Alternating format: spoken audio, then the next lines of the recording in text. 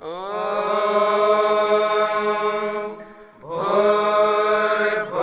स्वः तत्सवितुर्वरेण्यं भर्गो देवस्य धीमहि धियो यो नः प्रचोदयात्।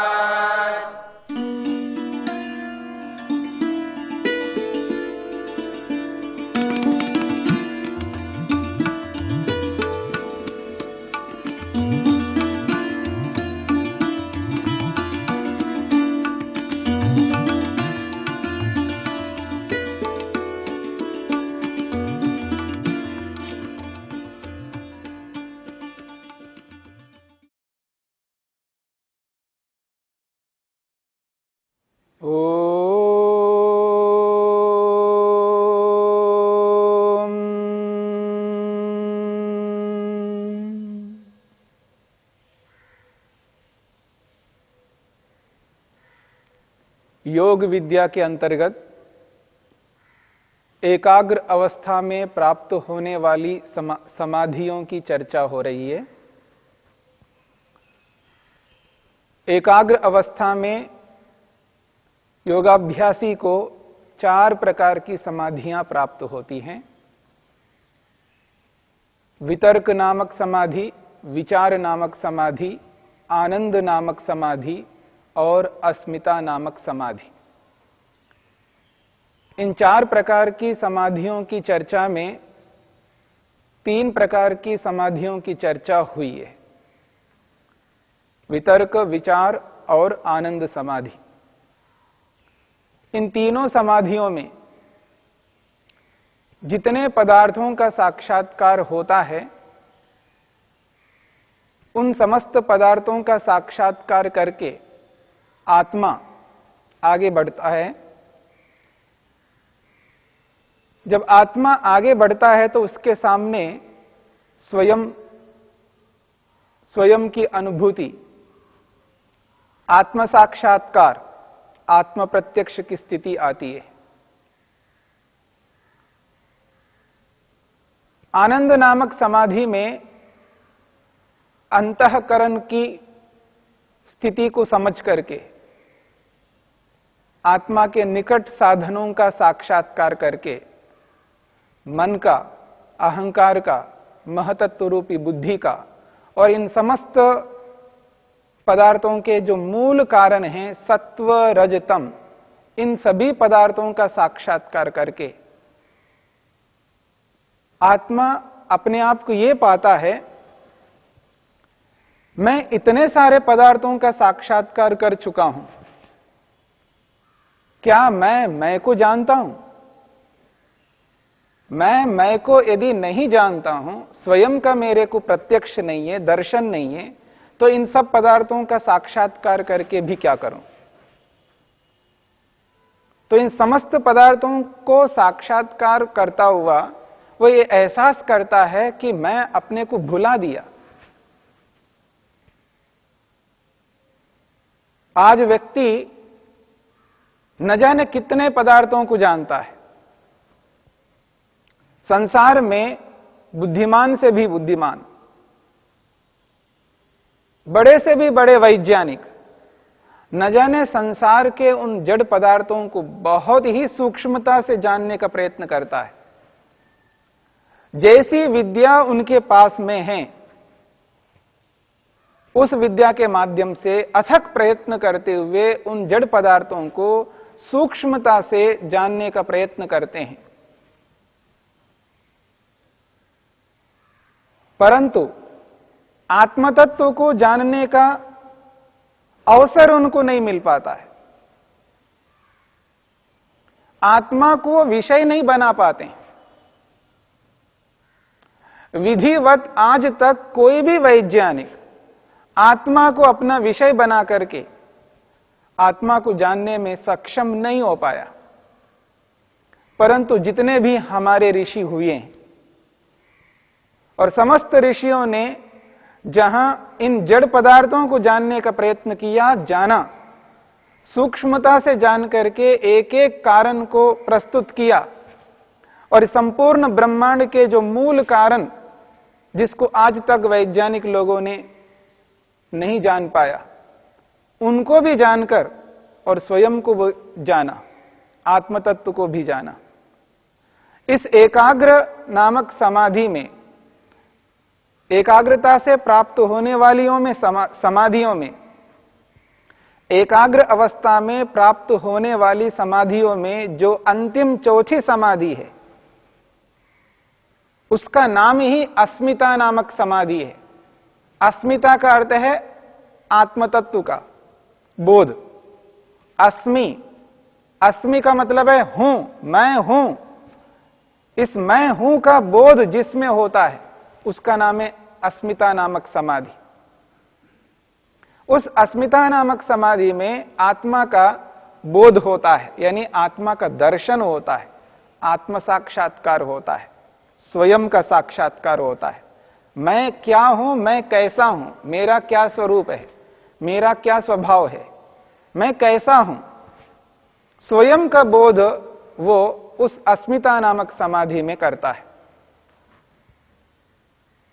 जीवन भर दूसरों को जानने में जो चेष्टा करता है व्यक्ति, उस चेष्टा के अंदर स्वयं को भुला देता है, परंतु योगाभ्यासी जहां दूसरों को जानने का प्रयत्न करता है, वहां स्वयं को भी जानने का प्रयत्न करता है और स्वयं का साक्षात्कार कर लेता है। तो अस्मिता नामक समाधि में स्वयं का, आत्मा का, जीवात्मा का साक्षात्कार होता है।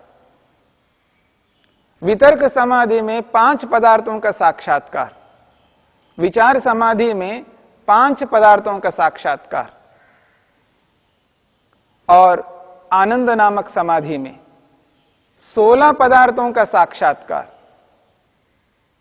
इस अस्मिता नामक समाधि में केवल एक पदार्थ, वो भी स्वयं आत्मतत्व, इस अस्मिता नामक समाधि में केवल आत्मा का साक्षात्कार करता है, दूसरा और कोई विषय नहीं है। जब व्यक्ति को स्वयं का बोध होता है, स्वयं का साक्षात्कार होता है, स्वयं का दर्शन कर लेता है, उसको ये प्रतीति होती है, ये एहसास होता है, मैं तो ऐसा हूं, मेरा स्वरूप ये है। न जाने मैं अपने आप को क्या समझता रहा, क्या जानता रहा, किस अविद्या से ग्रस्त होकर के, किस अहम भाव से, अहंकार से मैंने अपने आप को क्या समझा, मैं हूं तो क्या हूं। आज मेरे को समझ में आया, आज मेरे को ये प्रतीति हुई है कि मैं तो ऐसा हूं, और जैसा मैं हूं उसी रूप में यदि मैं रहूं तो मैं कुछ नहीं कर सकता। और जिन साधनों के माध्यम से मैंने अपने आप को जो जान पाया, समझ पाया, वो तो अलग स्थिति है। और जब स्वयं का बोध मेरे को हो गया तो एक अलग स्थिति है।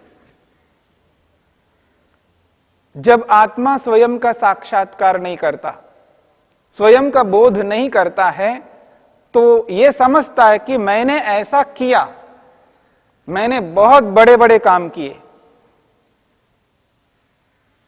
लेकिन जब स्वयं को जान लेता है तो उसको यह एहसास होता है मैंने कुछ नहीं किया। यदि ये सारे के सारे साधन उपलब्ध नहीं होते और जिस रूप में ये साधन मेरे को उपलब्ध हुए हैं और उन साधनों को देने वाला नहीं देता, तो मैं कुछ भी नहीं हूं, मैं तो असहाय हूं, मैं पंगु हूं, कुछ भी नहीं कर सकता। बिना इन साधनों के मैं अकेला आत्मतत्व कुछ भी नहीं कर सकता। और ये जितने भी साधन मेरे को प्राप्त हुए हैं और जिस रूप में ये साधन प्राप्त हुए हैं, इस रूप में साधनों को देने वाला वो कौन है? मैंने अपने आप में इन साधनों को एकत्रित इस रूप में नहीं किया, न मेरे को पता है कि ये साधन मैंने ऐसे प्राप्त किया, पर प्राप्त हुए हैं, किसी ने दिया है। किसने दिया? और ये सारे के सारे साधन जो आज मेरे पास है, ये अपने आप मेरे पास नहीं आ सकते। अपने आप ये साधन मेरे पास नहीं आ सकते, क्योंकि इसमें वो चेतना नहीं है, वो एहसास नहीं कर सकते। ये जड़ पदार्थ है। जब ये पदार्थ स्वयं मेरे पास नहीं आ सकते, मुझ में वो सामर्थ्य नहीं है मैं इन पदार्थों को स्वतः स्वयं ला सकूं, फिर वो कौन है जो इन पदार्थों को मेरे को दिया? अनायास ईश्वर की ओर ही दृष्टि जाएगी, और तो कोई है ही नहीं। और जो ईश्वर को शब्दों के रूप में जानता हुआ आया, शब्द ज्ञान के माध्यम से जो ईश्वर को स्वीकार किया और शब्द ज्ञान के माध्यम से ईश्वर को प्राप्त करने के लिए योगाभ्यास को प्रारंभ किया, उसके योग करने का आधार ही ईश्वर है। पर वो जो शब्दों के माध्यम से जिसने प्रारंभ किया, आज उसको ये एहसास हो रहा है वास्तव में ईश्वर है, जिसके कारण से मैंने ये ऐसा कर पाया। जब व्यक्ति को अनुभूति के स्तर पर, प्रत्यक्ष के स्तर पर, क्रियात्मक रूप में जब किसी बात को समझ लेता है, जान लेता है, वो जो अनुभूति उसको होती है वो शब्दों के माध्यम से वैसी अनुभूति नहीं हो पाती है। तब उस आत्मा को यह प्रतीति होती है इतना सब कुछ मैंने जाना, कुछ भी नहीं छोड़ा, सब मैंने जान लिया, लेकिन जिसके कारण से मैंने ये सब कुछ जाना है वो मेरे लिए अवशेष है, वो बचा हुआ है। उस ईश्वर को मेरे को जानना है। जिस एकाग्र अवस्था में इन समाधियों को प्राप्त करके जो अनुभूतियां उसको होती है, जो उपलब्धियां होती है, जो सिद्धियां प्राप्त होती है, और उन सिद्धियों के कारण से जो सुख उसको मिलता है, जो लाभ मिलता है, जो शांति मिलती है, जो तृप्ति मिलती है, जो संतोष का अनुभव करता है, वो अवर्णनीय होता है। वो शब्दों से बयां नहीं कर सकते। और जिसने ये सब कुछ किया मेरे लिए, यदि उसको मैं जान लेता और कितना आनंद होता। उस एकाग्र अवस्था से अब ऊपर बढ़ना चाहता है, आगे पहुंचना चाहता है। तो मन की जो 5 अवस्थाएं हैं, उनमें से जिस एकाग्र अवस्था को प्राप्त करके जिन समाधियों को लगाया, उन समाधियों से और ऊपर उठने के लिए निरुद्ध अवस्था की ओर अग्रसर होता है, उस ओर अभिमुख होता है। और एकाग्र अवस्था की एक उपलब्धि यह भी है, वो एकाग्र अवस्था आत्मा को निरुद्ध अवस्था की ओर अग्रसर करती है, आगे पहुंचाती है, आगे बढ़ाती है। उस स्थिति में एकाग्र अवस्था से ऊपर उठ करके निरुद्ध अवस्था की ओर चेष्टा करने लगता है। जिस विवेक से, जिस वैराग्य से इस एकाग्र अवस्था को प्राप्त किया है, उस विवेक पर दृष्टि डालता है, उस वैराग्य पर दृष्टि डालता है, उसको सूक्ष्मता से एहसास करता है, प्रत्यक्ष करता है, तो ये पाता है इतना सब कुछ किया, जो ईश्वर है वो अभी तक मेरे सामने प्रकट क्यों नहीं है। तब उसको यह एहसास होता है और ज्यादा विवेक उत्पन्न करना है, और ज्यादा वैराग्य को प्राप्त करना है, वैराग्य के स्तर को, विवेक के स्तर को और ऊंचा करना है। इन पदार्थों के कारण से, इन उपलब्धियों के कारण से जो मेरे को आनंद प्राप्त हो रहा है, जो संतोष, जो शांति मिल रही है, क्या ये आनंद, ये शांति मेरे को सदा के लिए, हमेशा के लिए इसी प्रकार प्रदान करते रहेंगे ये? तो उसको यह एहसास होने लगता है, नहीं, जब तक ये शरीर रहेगा, जब तक मैं संसार में इस प्रकार शरीर को धारण करता रहूंगा, जन्म से मृत्यु, मृत्यु से जन्म, जन्म से मृत्यु को प्राप्त करता रहूंगा, ये सुख, ये आनंद, ये शांति मेरे से छूटती जाएगी, पृथक होती जाएगी, सदा नहीं रहने वाली है। वो कौन सा ऐसा उपाय है, वो कौन सा ऐसा विवेक है, ज्ञान है, वो कौन सा ऐसा वैराग्य जिसको पाने से इन जन्म मरण के चक्रों से दूर होकर के मैं सदा के लिए आनंद से युक्त हो जाऊं, शांति से युक्त हो जाऊं, उसको ये प्रतीति होने लगती है। तब और ऊंचे विवेक को, वैराग्य को प्राप्त कर लेता है। उसको ये प्रतीति होती है जिस एकाग्र अवस्था से जिन समाधियों को मैंने प्राप्त किया और उन समाधियों से जो आनंद मिल रहा है, वो आनंद, वो सुख इसी प्रकृति का है, सत्व रज तम का है, जो सदा रहने वाला सुख नहीं है। जब तक मेरे शरीर के साथ में मैं जुड़ा रहूंगा और शरीर जब तक मेरे साथ रहेगा तब तक दुख उठाना ही पड़ेगा, जन्म के दुख को उठाना पड़ेगा। जन्म के दुख से मैं छूट नहीं सकता, और जन्म हुआ है तो मृत्यु भी होगी और मृत्यु के दुख से मैं छूट नहीं सकता। मैं ऐसा दुख दोबारा प्राप्त नहीं करना चाहता।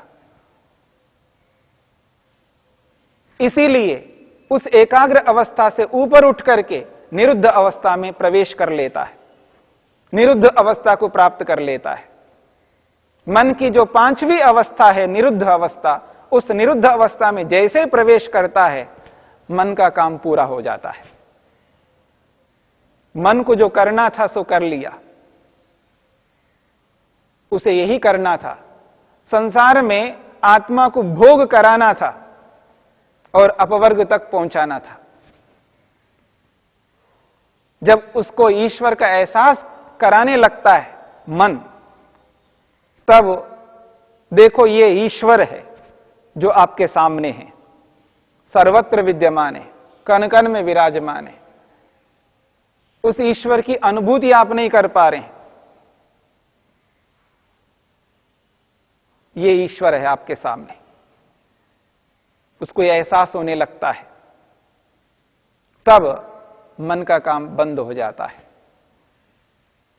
ईश्वर तक पहुंचाने का काम कर दिया मन ने, ईश्वर तक पहुंचा दिया, अब मन का काम समाप्त, मन रुक गया है। मन में कोई वृत्ति नहीं चलेगी, कोई व्यापार नहीं होगा, मन का कोई काम नहीं चलेगा। मन एक प्रकार से स्थिर हो जाता है, रुक जाता है, ठहर जाता है।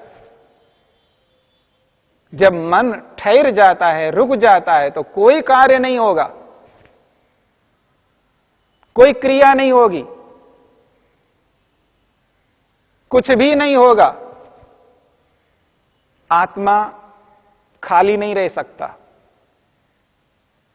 जब तक मन कार्य करता रहता है तब तक आत्मा को सुख मिलता रहता है, और जब तक सुख मिलता रहता है तब तक आत्मा उस मन के साथ जुड़ा रहता है। और जब मन ने कार्य रोक दिया तो आत्मा तो खाली हो गया, वो खाली नहीं हो सकता, वो सीधा ईश्वर के साथ जुड़ जाता है। ये निरुद्ध अवस्था का विषय है। मन की 5 अवस्थाओं में पांचवी जो अवस्था है निरुद्ध अवस्था, उस निरुद्ध अवस्था में आत्मा केवल परमात्मा के साथ जुड़ा हुआ रहता है। न मन कार्य करता है, न बुद्धि कार्य करती है, न अहंकार कार्य करता है, न इंद्रियां कार्य करती हैं, न शरीर कार्य करता है। सब ठहर जाते हैं, केवल आत्मा परमात्मा के साथ जुड़ जाता है। यही निरुद्ध अवस्था का अर्थ है।